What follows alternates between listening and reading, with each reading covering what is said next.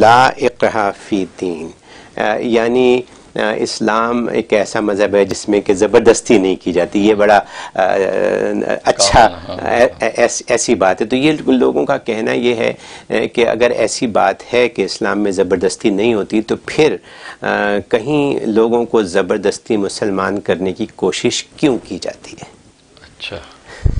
اچھا سوال ہے، اور یہ بڑا چلتا ہوا سوال ہے. لا اکراہ فی الدین، کہ دین میں زبردستی نہیں ہے، اور زبردستی کسی کو مسلمان نہیں کیا جا سکتا.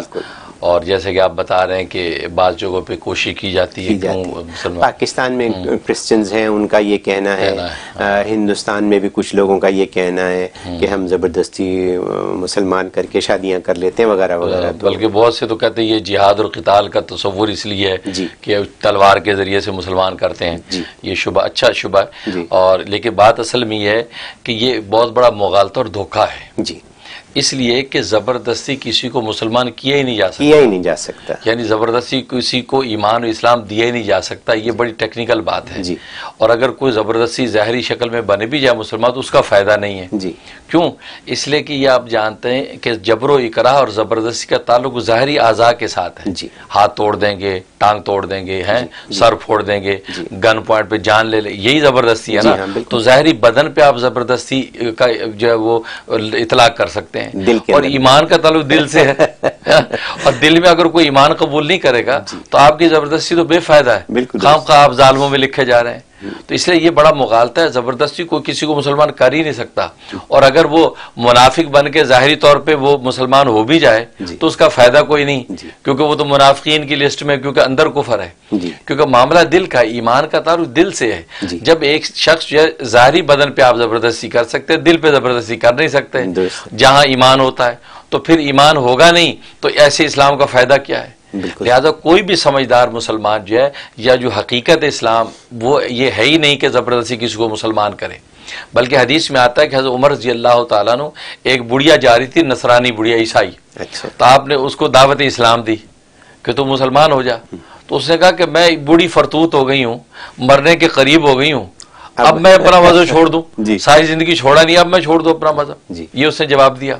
تو آپ خاموش ہو گئے اور آپ نے اس پر کوئی کسی قسم کی زبردستی نہیں کی، بلکہ یہ آیت پڑھی کہ لا اکراہ فی الدین، دین قبول کرنے میں کوئی زبردستی نہیں، ٹھیک ہے تیری مرضی. تو معلوم ہوا کہ دین اور اسلام کو قبول کرانے میں زبردستی کا تصور ہی نہیں ہے. اور میں بتا اگر کر بھی لیں تو اس کا فائدہ کوئی نہیں ہے، کیونکہ زبردستی مسلمان کیا نہیں جا سکتا. جیسے کسی مومن کو زبردستی کافر نہیں بنا سکتے آپ.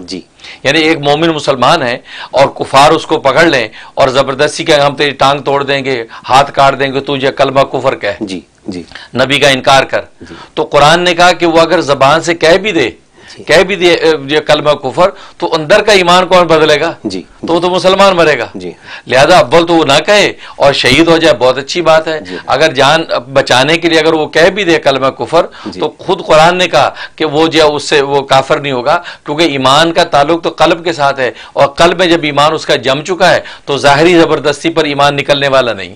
یقیناً بالکل اسی طرح کافر کے اندر کفر موجود ہے، ظاہری زبردستی کرنے سے وہ کفر نکلنے والا نہیں ہے، بلکہ اور اس کے اندر ایمان آپ داخل کر ہی نہیں سکتے. تو پہلی بات تو یہ. اور دوسری بات یہ کہ اگر دین اسلام میں زبردستی ہوتی تو پھر اسلام میں جزیے کا تصور نہ ہوتا. جزیے کا مطلب یہ ہوتا ہے کہ جب کوئی مسلمان جو کسی غیر مسلم ملک پر قبضہ کر لیں اور ان کو گرفتار کر لیں تو وہاں 3 سٹیپ ہوتے ہیں. سب سے پہلے دعوت دیتے ہیں، دعوت اسلام دی کہ اسلام میں آپ ہمارے جیسے ہو جائیں، ہمارے برابر ہو جائیں گے.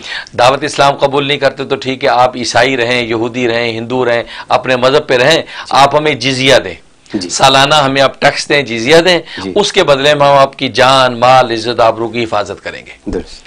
یہ جزیہ. اور اگر جزیہ بھی نہیں دیتے تو پھر تیسری چیز ہے تلوار کے ذریعے فیصلہ ہوگا کہ ظاہر اس کا مطلب یہ لوگ ضدی ہیں، فساد چاہتے ہیں. نہ تو ہمارے جیسے بننا چاہتے ہیں، نہ ہمارے زیر سایہ رہنا چاہتے ہیں، بلکہ ہم سے لڑنا چاہتے ہیں. تو پھر تیسری چیز صورت میں جا کر قتال ہوتا ہے. قتال کا نمبر بہت بعد آتا ہے، اس سے پہلے تو یہ سٹیپ صلح کے دیے جاتے ہیں. لہذا اگر وہ اس پر راضی ہو جائیں کہ ٹھیک ہم جزیہ دیں گے، ہم آپ کو جزیہ دیں گے، آپ ہماری حفاظت کریں، چنانچہ آپ نے دیکھا دنیا کے اندر ہوا. کیونکہ اگر یہ تلوار کے ذریعے سے زبردستی مسلمان کرنا ہوتا تو آج سارا مصر مسلمان ہوتا. بالکل پورا مصر کے اندر کتنے زیادہ عیسائی آج بھی رہتے ہیں، کیونکہ مصر کے مسلمانوں کی حکومت تھی. آج سارا ہندوستان مسلمان ہوتا. معاون غزنوی آیا تو مسلمانوں کی حکومت تھی تو زبردست سب ہندوؤں کو مسلمان کیا جاتا. سارا اسپین آج مسلمان ہوتا. اسپین کو آپ دیکھیں جو اندلس تھا اور آج دوبارہ اسپین بن گیا, دبئی عیسائی اسٹیٹ بن گئی. تو معلوم ہوا کہ مسلمانوں نے زبردستی کی نہیں کسی پر, ہاں ان کا جزیہ لے کر ان کو اسی مذہب پر رہنے دیا. ہر بندہ اپنی آزادی سے اپنے مذہب پہ رہ سکتا ہے, آپ اس پہ زبردستی نہیں کر سکتے. ہاں دعوت دے کے قائل کریں, اس کا دل مانے آپ کا اسلام قبول کر لے. تو یہ بہت بڑا مغالطہ ہے. اور اگر اکا دکا واقعات کہیں آپ کو, جیسے آپ نے بتایا کہ فلاں جگہ لوگوں نے زبردستی کوشش کی, اس میں یا تو خود یہ انہی غلط قسم کے لوگوں کی سازش کا نتیجہ ہوتا ہے, وہ اس طرح کی چیزیں واقعات کریٹ کرتے ہیں, اور یا یہ کہ کوئی ناسمجھ جذباتی لوگ ہوں گے جو زبردستی مسلمان کرنے کو سمجھتے ہوں گے مسلمان ہو گیا اور بہت بڑا کام کر لیا. اس طرح مسلمان ہو ہی نہیں سکتا, زبردستی آپ جتنی کر لیں. اور باقی رہا جہاد و قتال کا سوال, جہاد قتال کا مقصد مسلمان بنانا نہیں ہے. جہاد قتال کا مقصد دنیا سے ظلم کو ختم کرنا, دنیا میں سے فساد کو ختم کرنا. اس لیے قرآن نے کہا وَيَسْعَوْنَ فِي الْأَرْضِ کہ یہ کفار و مشرکین, یہ برے لوگ دنیا میں فساد چاہتے ہیں.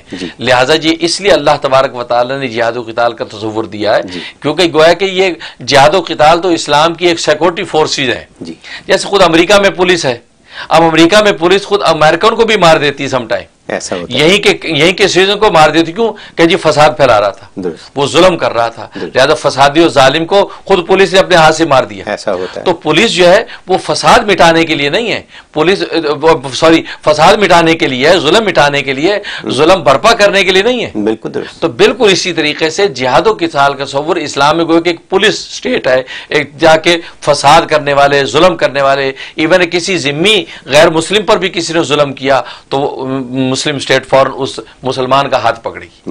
لہٰذا مسلمان باغی ہو جائے تو خود مسلمان اسٹیٹ ان کو قتل کرتی ہے. ایسا ہوتا ہے. تو معلوم یہ ہوا کہ جہاد و قتال ظلم کو دفع کرنے کے لیے, وہ لوگوں کو زبردستی مسلمان بنانے کے لیے نہیں ہے. اگر یہ ہوتا تو دنیا میں آج لوگ سارے مسلمان ہوتے, کیونکہ مسلمانوں کی حکومت پوری دنیا پہ رہی ہے, لیکن وہ کسی کو زبردستی مسلمان نہیں بنایا. بہت خوب. ہمارے